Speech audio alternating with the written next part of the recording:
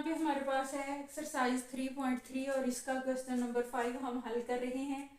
और अब हमने हल करना है शॉर्ट क्वेश्चन 4। इसमें स्टेटमेंट है log 8 डिवाइडेड बाई 3। इसको हम लॉ के मुताबिक log 8 माइनस log 3, यहाँ पे हमने माइनस क्यों लगाया, क्योंकि हमारे पास फ्रैक्शन है और डिवीजन की कंडीशन है, डिवीजन को हम माइनस में चेंज करते हैं।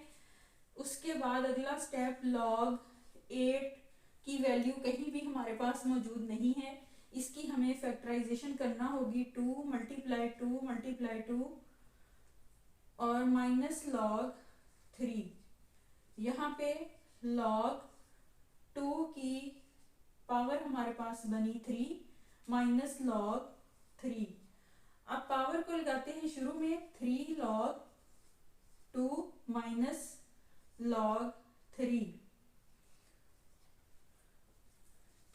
इंटू log 2 की वैल्यू है 0.3010 माइनस log 3 की वैल्यू है 0.4771। करने से पहले चूंकि हमारे पास 3 शुरू में है, 3 को हम इससे मल्टीप्लाई करेंगे तो आंसर होगा 0309.0 माइनस 0.4771। अब यहाँ पे हम इसे करेंगे माइनस 0.9030 और 0.4771। माइनस करने से जो आंसर होगा वही हमारा फाइनल आंसर होगा। 10 में से 1 यहाँ पे आएगा 9 और 12 में से 7 5, 9 में से 7 2, 8 में से 4 4, तो आंसर आया 0.4259। ये है हमारा फाइनल आंसर शॉर्ट क्वेश्चन 4 का। उसके बाद है हमारे पास क्वेश्चन नंबर 5।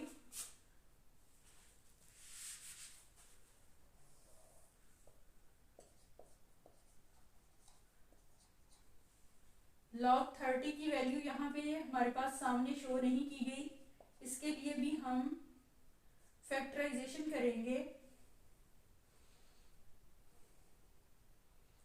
2 मल्टीप्लाई 3 मल्टीप्लाई 5, ये होगी इसकी फैक्टराइजेशन। और जब हम इसे लॉगरिथम फॉर्म में लिखेंगे, प्लस लगाएंगे log 2 plus log 3 plus log 5। log 2 की वैल्यू 0.3010, log 3 की वैल्यू 0.4771, log 5 की वैल्यू है 0.6990। अब इन तमाम स्टेटमेंट्स को हमने करना है प्लस, और प्लस करने के लिए 0.3010, 0.4771। उसके बाद हम तीसरी स्टेटमेंट को इसमें प्लस करेंगे। 1 8 9 को प्लस किया 17, 7 9 को प्लस किया 16, इसमें कैरी प्लस हुआ 17, 6 और 7 को प्लस किया 13, इसमें कैरी प्लस हुआ 14 और कैरी जो है पॉइंट से नेक्स्ट यहाँ पे हम लिखेंगे 1.4771 और ये है हमारा आंसर।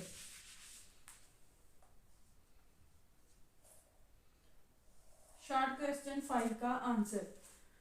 ये थे हमारे पास क्वेश्चन 5 के शॉर्ट क्वेश्चंस, जिनको हमने यहाँ पे हल कर लिया है और हमारी एक्सरसाइज 3.3 जो है क्लियरली कंप्लीट हो गई है। इसके बाद हम करेंगे एक्सरसाइज 3.4।